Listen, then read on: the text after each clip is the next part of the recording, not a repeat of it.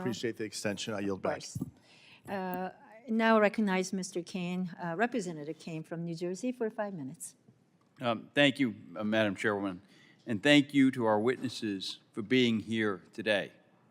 Mr. Roule, what type of support is Russia providing to Iran's nuclear program, and what role is Russian state-owned energy giant Rosatom playing in supporting Iran's nuclear ambitions?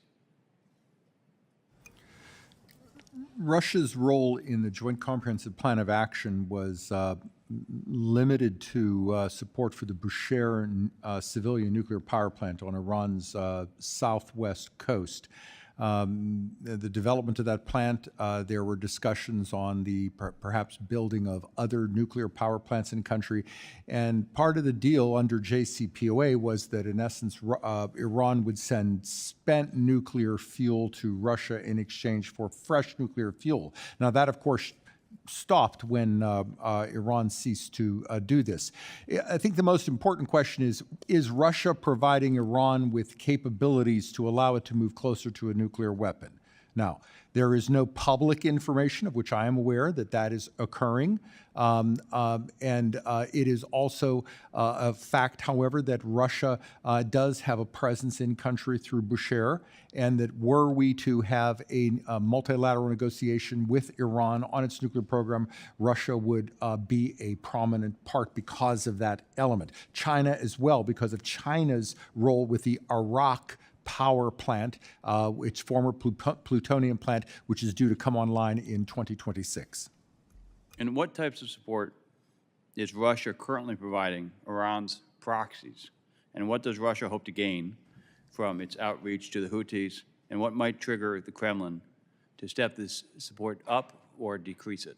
There have been reports that Russia has attempted to provide weapons to the Houthis, and that diplomatic pressure from regional actors have prevented this, and Russia may have told these actors that the purpose of this support was to complicate the lives of Western powers who were supporting Ukraine.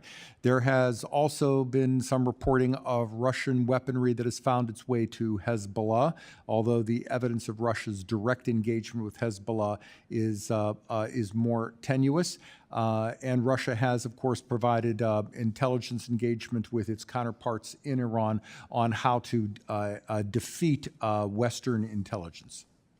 So, in your view, what, therefore, does the Iranian regime hope to gain from its increasingly cozy relationship with the Kremlin, and what threat does that pose to U.S. national security priorities?